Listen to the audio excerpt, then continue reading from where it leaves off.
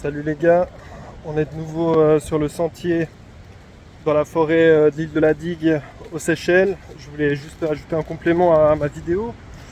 Là maintenant je vais descendre.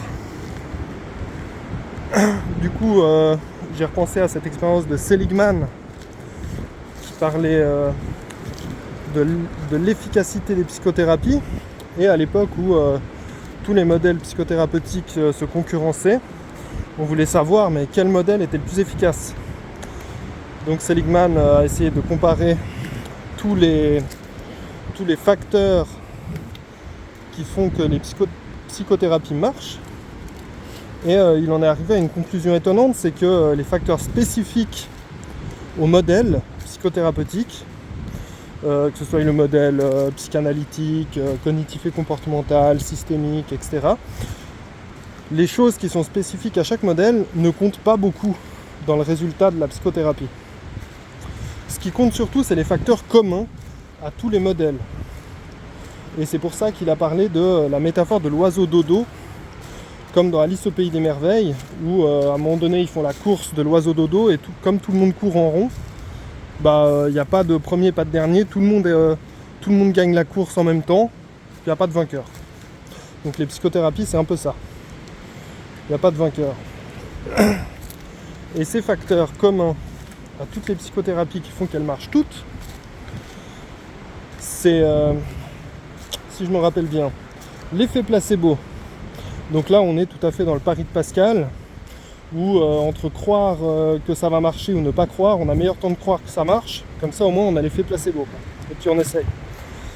Ensuite il y a la croyance du thérapeute en son modèle. Donc là de nouveau on est tout à fait dans le pari de Pascal, parce que entre croire ou ne pas croire, c'est mieux de croire. Ensuite, on a les caractéristiques du patient. Là aussi, on peut avoir un patient qui croit en le modèle ou pas, qui pense que ça va s'améliorer ou pas. Et même chez le patient, s'il pense que ça va s'améliorer, tant mieux. Dans le pire des cas, il va se sentir mieux de croire que ça va s'améliorer, il va moins stresser, etc.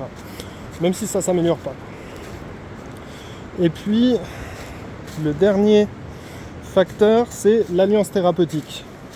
Donc là, c'est le facteur qui compte le plus pour la réussite de la psychothérapie, peu importe ce qu'on fait comme modèle.